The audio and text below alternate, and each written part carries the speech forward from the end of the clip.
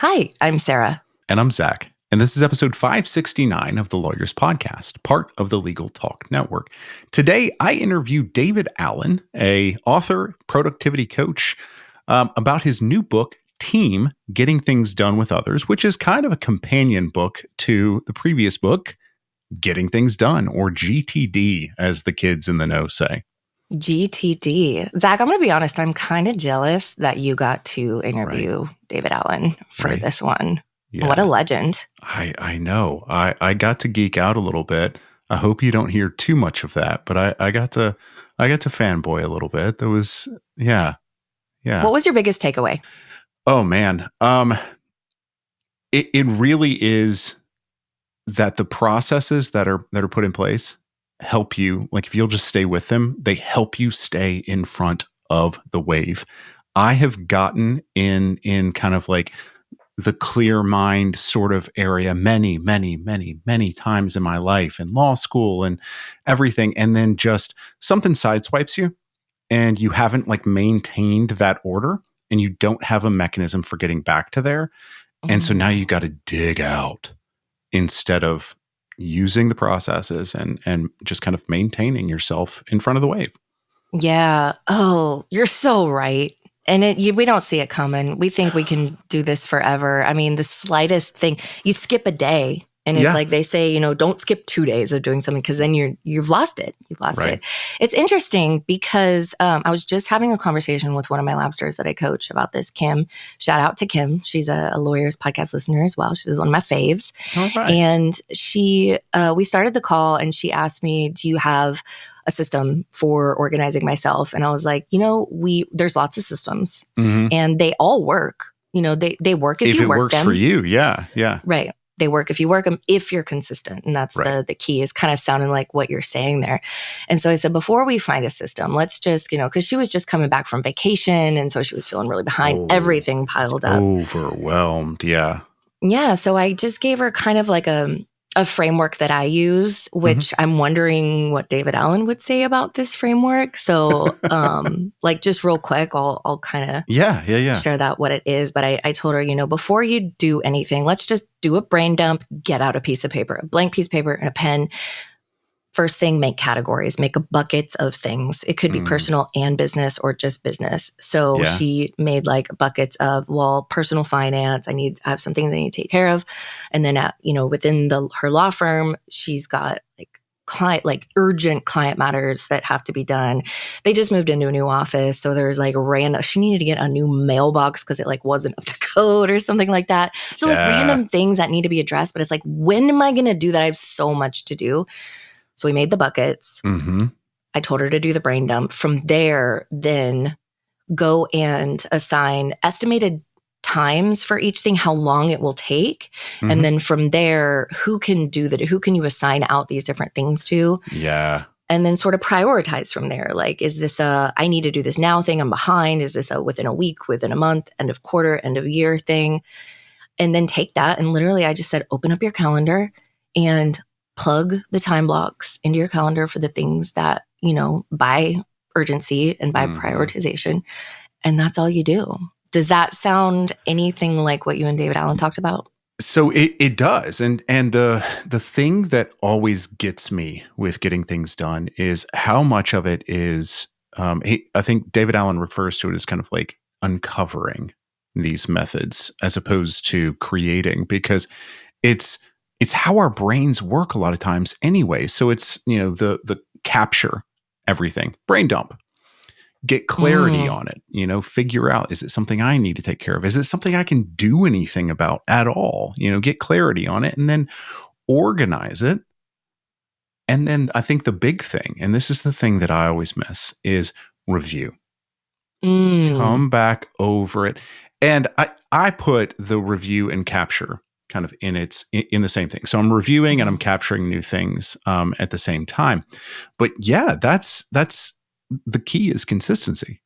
Yeah. It's doing it over and over. And the book gets into a lot more specifics about how. And that's one of the things I really like about these books, is it's really easy sometimes to just say like, well, get organized. yes, but how the hell am I supposed to do? Like, what am I supposed to do? Where do I start? It really gets into that. And then we also, as you dig further into getting things done, we didn't talk about this in the episode, there are kind of levels of when you start to be able to pick your head up, you start to be able to look out. They call them horizons, different horizons. And so you start to be able to kind of say, hey, this is coming. This is coming. So, and this is where we're going with this intro. We just redid one of our tools called the Small Firm Scorecard. And TM.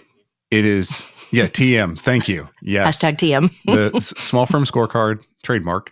It is it's a scorecard. It's a little test, it's a little quiz to let you know how your company is doing. More than that, though, to let you know kind of the state of your firm. Yeah, you could get what one would think would be a really good grade on this thing, but even if you're getting like high marks, you're giving yourself, optimized. That really just tells you something different to work on. Just tells you you're in a different place. And so as you pick your head up and look around, you have different big long-term goals, or even different short-term goals as you do your quarterly planning retreat, but taking this Small Firm Scorecard, TM, is a step towards kind of being able to think about, all right, I've got all these tasks. Well, how do I figure out what's important? What are the ones that are priorities? You can go by gut feeling, or you can have something that gives you a little bit of an idea. So that's at Lawyerist.com/scorecard. And we'll obviously put a link to that in the show notes. Yeah. What a great tool, because the listeners know that they have a lot of things to work on in their business, to fix in their business, to implement in their business. But this just gets right down to the heart of it. We are experts in the small firm business space. We know what it takes to run a healthy business law firm. And this is going to tell you exactly what you need to do next. And then you can let go of the rest. Keep it on a list somewhere. You'll prioritize again later, take the scorecard, and it'll tell you this is what you need to focus on, this next quarter, this next year.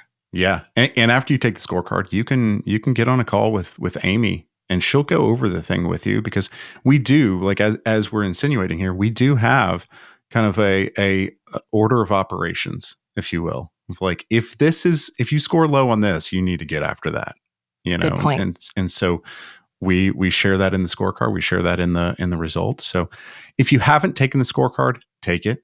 If it's been a minute since you've taken the scorecard, take it again, and then take it again, and then take it again. Just use it as a review, quarterly review. I love that. Do you recommend they take it every quarter? Is this a yearly thing? I would say every quarter. Yeah. I'd say every quarter, because it doesn't cost you anything. I was going to say, we should start charging for this, man. Well, it takes some time. It takes about 5 minutes, which, it doesn't sound like a lot, but 5 minutes actually takes 15 minutes. Yeah, of honest, thoughtful responses. And you had to get started. You had to set down what you were doing. Then you have to pick up what you're, the other thing you're doing. So it takes, you got to do it. But take inventory of my business in 15 minutes. Right. That's a no-brainer. We really do need to charge for this, Zach.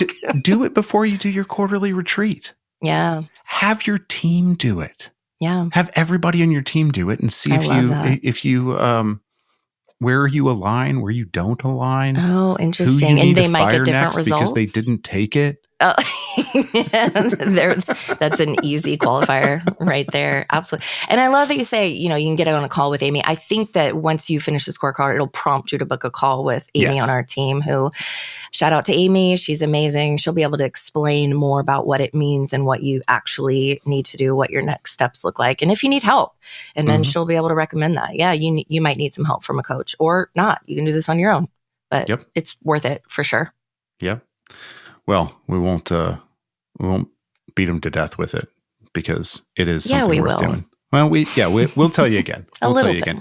But before we tell you another time, let's get into my conversation with David Allen, so you can get some more time by using his method of GTD. I'm so excited.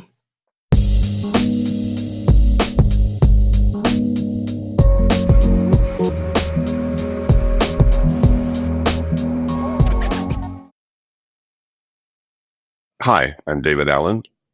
I'm the author of the personal productivity international best-selling book called Getting Things Done, and that got shortened to GTD, which has become sort of an international brand of who people who sort of taken to this work.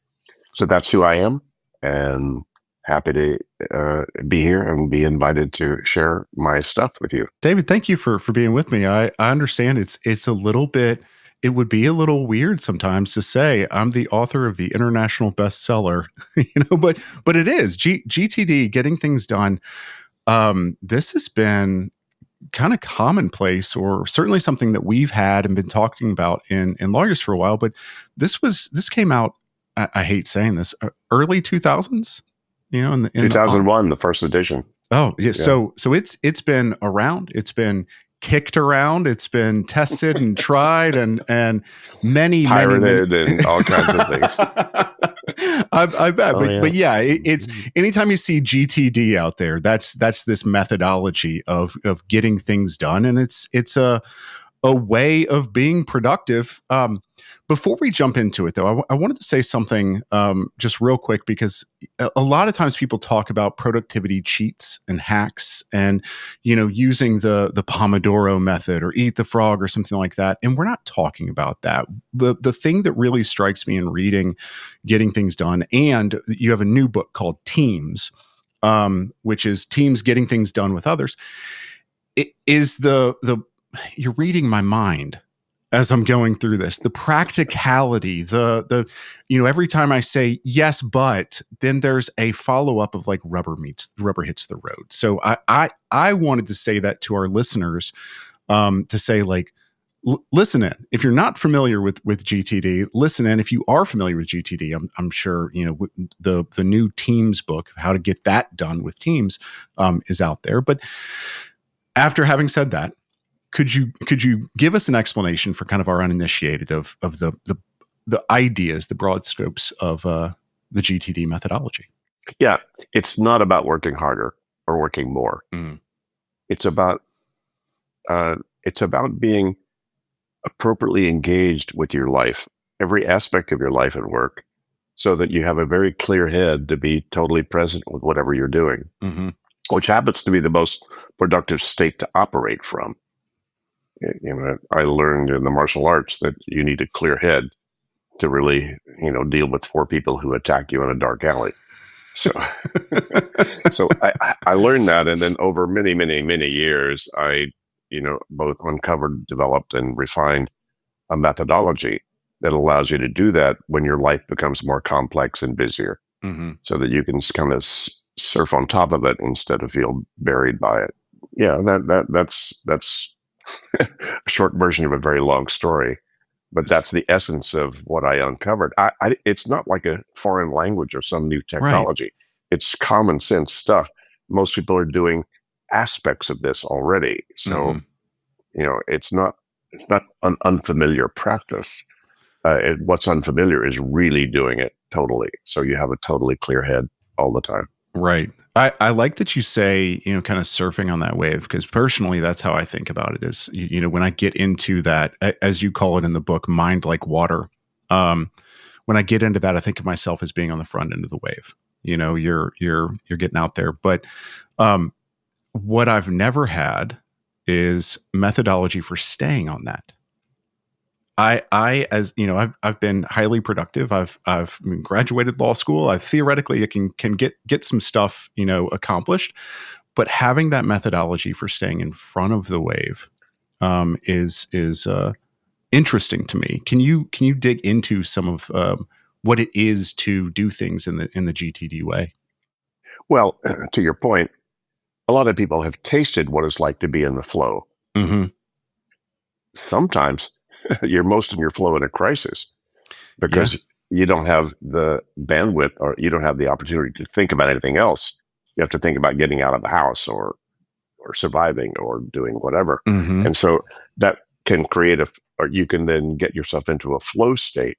But being in that flow state when you're not in a crisis, I think that's the essence of what GTD and the methodology is that I created. And to your point, it you don't stay there until you build the habits that build these best practices that you need to implement in order to be able to stay clear.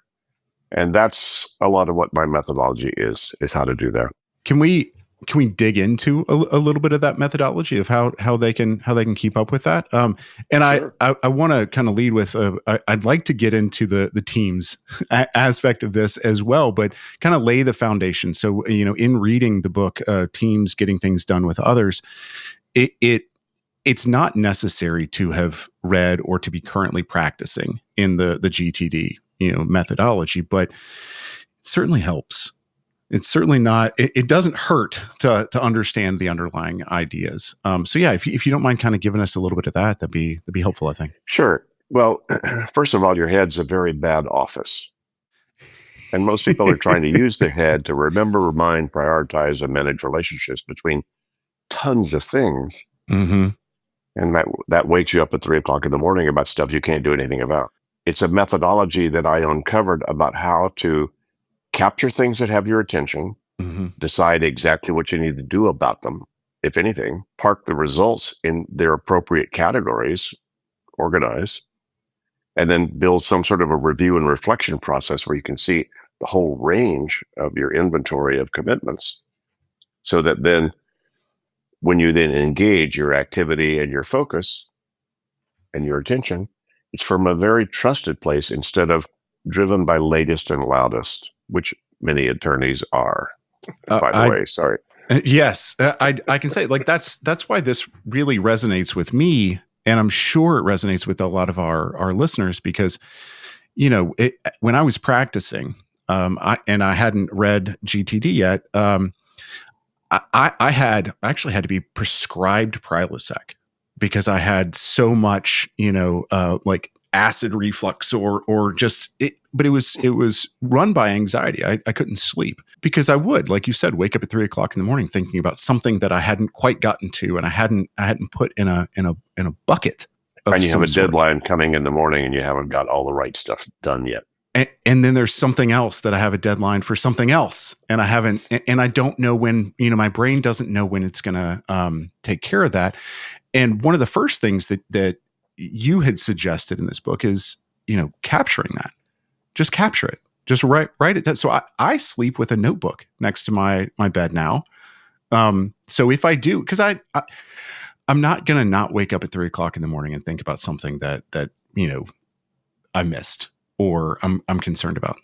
But writing it down helps, and then having a process to deal with that helps. Yeah. And so there's several stages that I uncovered over all these years about how you get control of a situation Mm-hmm. that may feel a little out of control or overwhelming. And there are 5 steps. Step 1, you capture what's got your attention. Oh, Mm-hmm. I need to. Oh, that's right. And I could, but we ought to. Da da da. You just need to capture those, not in any prioritized or organized form. You need to just unload, do a data dump. Mm-hmm. I need cat food. I need a vice president. I need to go get a checkup on, God, all that stuff. And most people have a lot more of those things going on than they realize. Right. So that's the first step, though, is just to acknowledge and to objectify, capture Mm-hmm. in some form. All of my capturing, or 98% of my capturing, is low tech, pen and paper. Yeah. That's always with me. It's always by my side. It's always near wherever I am. So I capture first. Then the second step is clarify. I need to decide what exactly does that mean and what I'm going to do about it, if anything. And the clarify process is a pretty simple algorithm. Look, is it something that is actionable or not? Yes or no? And we get a lot of things into our life and our thoughts that are not actionable. You have no action on them. There are 3 types. One is just trash. What a dumb idea. Right. Or recycle this email, or Mm-hmm. not recycle this piece of mail, or let me just delete this email that I got because I don't need it. I was CC'd on something I don't need to be CC'd on. Mm-hmm. Delete. Most of the audience listening to this needs to know that there's a key on their computer with a DEL on it. Well, storage space is cheap now, so we just fill it up with crap. Yeah. One non-actionable item are trash, things you don't need now, or you didn't need, or you don't need now that you've seen it. Mm-hmm. Second thing is reference. Oh, that email, I need to keep that because that's about a client, it's about a project, it's about a thing. Nothing I need to do about it right now, but I need to be able to refer to it again. Mm-hmm. So second category of non-action is reference. Third is incubate. Maybe later I need to do something about this, not now. Or, I need to contact this client after their next quarter because that's when they might need this report that I need to, assess for them, et cetera. Mm-hmm. So that's the incubate, or the waiting for. It's a parking lot, essentially, of things you still might need to do something about. You're not sure yet, or if you need to, or at that time I need to, and not before. So there's an incubate, right, on hold, parking lot. Then you have actionable things, in your email or in your mind that I need to do something about that. Mm-hmm. Needs to be and solved. If you say, okay, what do you need to do about that? First key question is, what's the next step you would need to take? What action do you need to take? If I said, okay, where would you go to do the first step you need to do to resolve that, finish that, handle that, or move that forward? Mm-hmm. Email to send, website to serve, conversation to have with partner, whatever. But it needs to be that specific. And then once you decide that, then there's some things to do with that. First of all, if you can finish that action you came up with in less than 2 minutes, you should just do it right then. Okay. That's the 2-minute rule. Okay. Brilliant stuff. I've had so many executives tell me that saved their life. Just the 2-minute rule. Yeah. Teflon, in and out. I could handle that email in less than 2 minutes. Respond, gone. Then you don't have to spend the 30 seconds spinning up like, what was the process again? And then you wind up spending more than 2 minutes. It would take you longer to keep track of it and review it than it would be to do it. Right. So that's the two. So if it is actionable, and you figured out the next action, finish it in 2 minutes or less. If it takes longer than 2 minutes, ask yourself, am I the right person to do this action? Mm. If not, you need to delegate it, hand it off. Okay. Third option would be, no, longer than 2 minutes to do this thing, and I'm the one who has to do this. I don't have anybody else I can hand it off to. Then that's what you defer. That does not translate to procrastinate. That translates to inventory with all the other next actions I need to do around my calendar and the time, whatever open space I have to be able to do that action. And so yes or no action, either trash, reference material, or on hold, or yes, there is a next action. I can finish it right now, or I need to delegate it, or I need to defer it and park it in my inventory of actions to take when I can. Mm-hmm. So that's the clarify step. One more step on that. Will one action finish this? No. Then you have a project. Okay. You have some outcome that's going to take more than one action to complete, and that's a project. Finalize this with client X. Mm-hmm. Hire this person. Get tires on my car. Right. Et cetera. And most people have a lot more of those than they realize in terms of those kinds of commitments. Mm-hmm. So once you've done that, you've clarified the action, you've clarified the outcome, you're committed to complete about it. Then you go to organize, and step 3, which is, okay, where do I park reminders of stuff I need to do and reminders of the projects I need to complete and the reference material? And that's where organize comes in. Once you've decided what these things mean, then you need to park them where those things go. Mm-hmm. This is one of the things that I was talking about, where the kind of the rubber hits the road. Because as I go through clarify and I think of defer, I'm like, okay, well, how do I defer that? What am I going to do with deferring that? Do I just kick the can down the road? And then I kept reading, and we go to, we do the organized step. Got it. All right. Yeah. So I have, in my own personal system, I have a list called errands I need to run, websites I need to surf, creative writing documents that I need to edit or create, and everything I'm waiting for. Mm-hmm. waiting on to come back from somebody else, from a client, for anybody. Anything I've ordered hasn't come yet. It goes on a waiting for list. So there's a simple organization system of all the next actions that are part of the things that I'm committed to do. And I just keep that in an organization system. Mostly it's a list system. Any kind of a list manager can do that. I have a list called Aaron, so I use Outlook and the to-dos in Outlook, and I just create some simple lists of both a list of my projects as well as a list of the actions I need to take about them, categorized appropriately. Yeah. And then you have review. I need to make sure I look at those lists when I go out for errands. I need to look at my errands list. If I don't, I go, oh God, I should have picked up. How come? Whatever. Yeah. The review process is reviewing down at the tactical level all the immediate actions that I could take right now or need to take. Have I caught up with all the projects that have shown up in the last week? So we found a great practice is what we call the weekly review. Mm-hmm. Once a week, you step back, lift up your balloon a little bit higher horizon so you can locate yourself in space and time, and then take a look. Okay, what's happened? What have I completed? Done? Checked off. What have I not completed?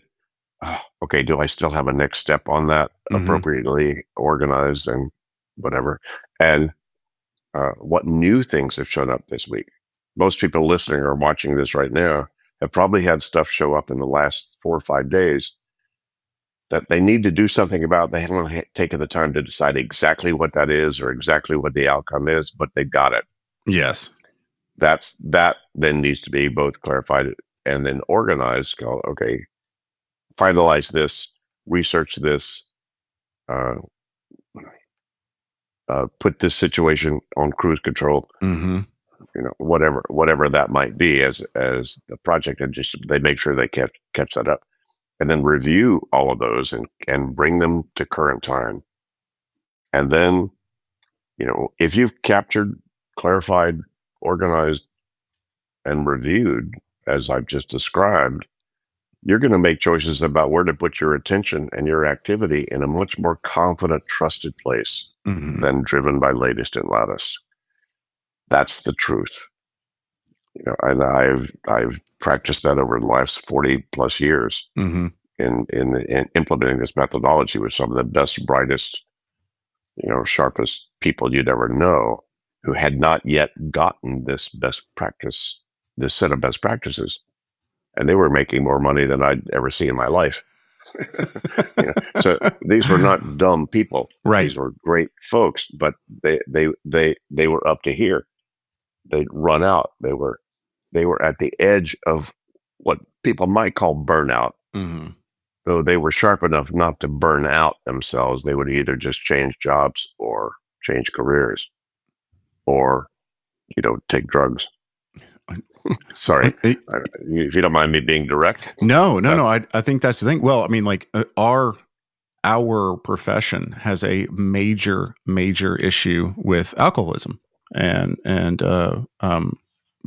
things like that. So that is something that our readers or our listeners are certainly familiar with, is that there are other ways and less healthy ways to deal with that sort of burnout. But this process, to me specifically, and I think this is exactly what the book is getting at, is when we're able to organize and set those things that are in our brain. Our brain is only able to hold a certain amount of stuff, when we're able to set that outside and let a list or let, I have a list that I'm capturing and I'm not going to clarify or organize, or I'm not going to process that until later. Okay, well, it's on the list. Now I don't have to think about it. Now when it pops up into my head, I don't have to think, oh crap, I haven't gotten to that yet. No, it's there. I haven't finished it yet, but I've gotten to it. I've dealt with it. And I think having that clarity, which is exactly what you're talking about, having that clarity allows you to exist in the moment for the big projects, the rocks, the things that you really need to do, and focus on those. Yeah. Or have a beer or walk the dog or just be present with your kids when you tuck them into bed. That's the reason really for implementing all this, is to be clear, right? Whatever you're doing. Yeah. And there's no There's no sort of regulated template other than what I just described is what people do when they actually do have a clear head. Right. They actually do what I just described. They just didn't do it probably consciously, but that's the process. Yeah. Well, so in the book, in the original the GTD book, you go into a little bit more specificity, kind of some chapters of coaching, if you will, because what you do is coach people on how to do this a lot of times. So if people want to dig in further, they can certainly jump into that book. But over the course of you and some other people coaching people on how to do this, and like you said, you've had a lot of very capable people that you've helped implement this. It looks like y'all ran into the very obvious idea that people don't work in a vacuum.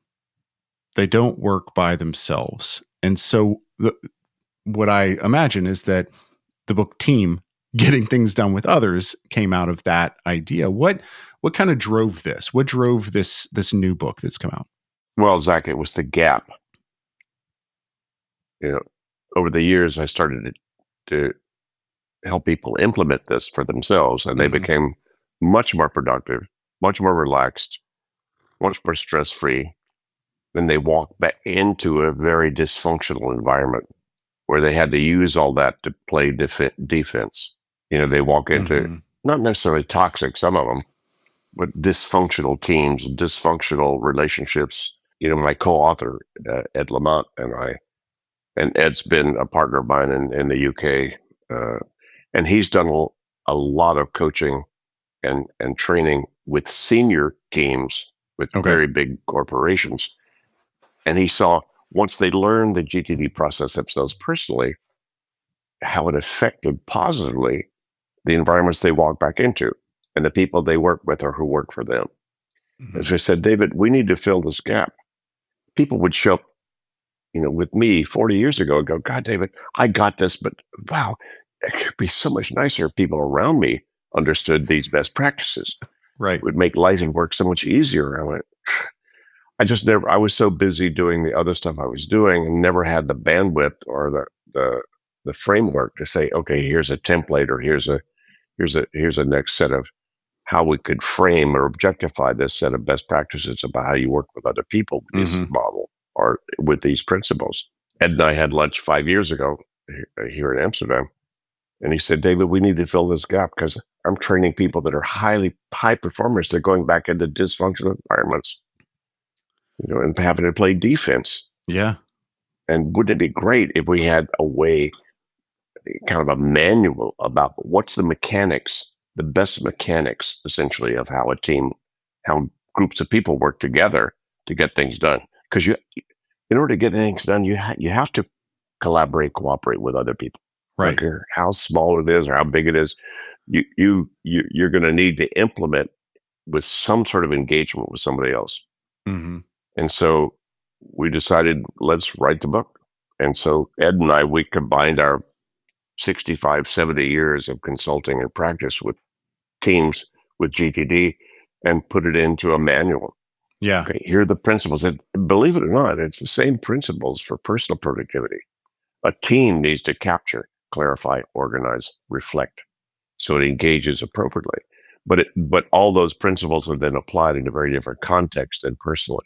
Yeah. I think that's one of the things that struck me is that it would be one thing to say, okay, everybody on our team individually operates using the GTD methodology, but there's something more there, like you're saying, and it seems quite a bit. And it seems to me like what we're saying is this team, this group of people, have to almost say, okay, well, this group in and of itself is an entity, and that entity has to use the GDT method. If you don't mind, expand upon that a little bit of like what the kind of differences between that personal productivity and that group productivity are. Very simple. If you like soccer, I do. you could have soccer players that are brilliant at their personal game.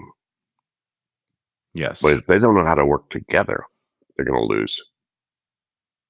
You could have all your soccer players could be brilliant.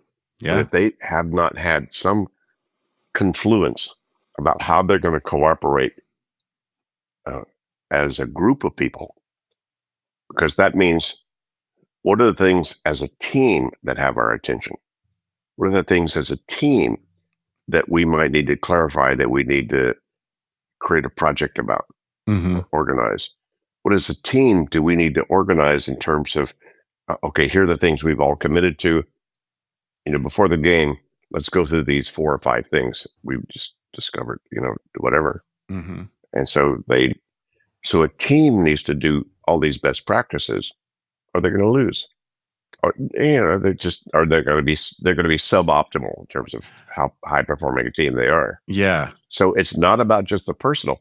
If the personal abilities weren't there, they're going to lose too. Yeah. So you kind of need both.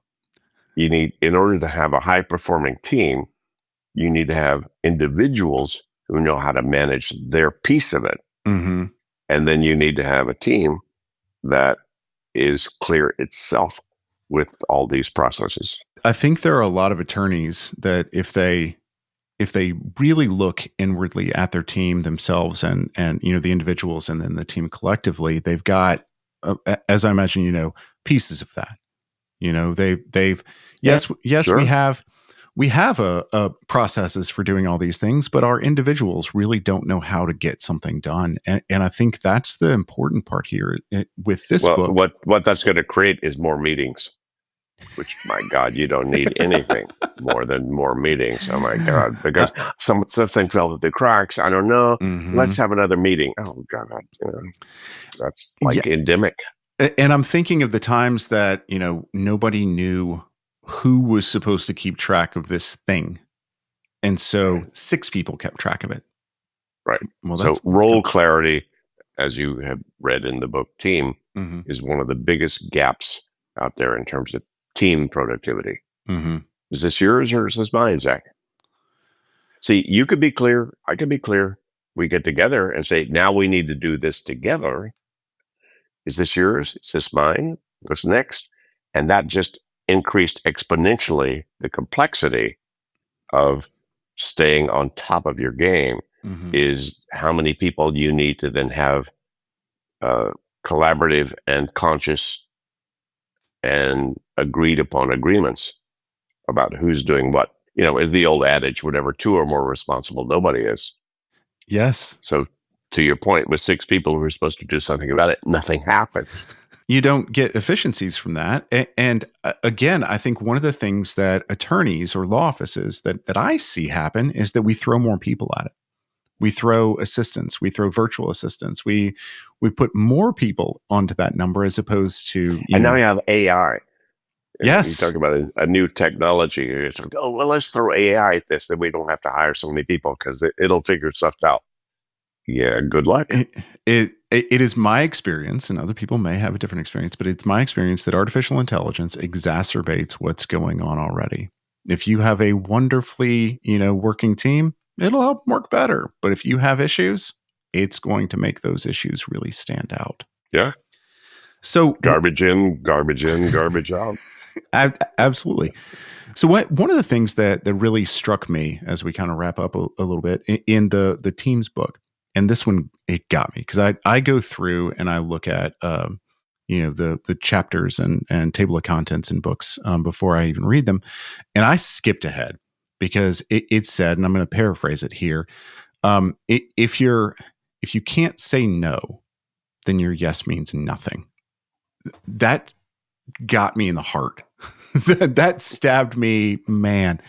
Can you expand upon that a little bit for us? Don't need to. You just said it. No.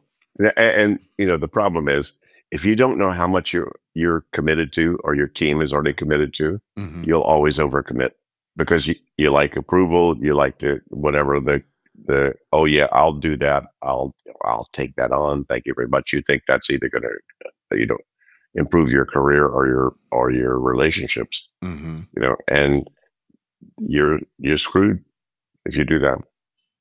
And so the whole idea is, wait a minute, once I know what all of our projects are on our team, oh, thank you, Zach. That's such a great idea.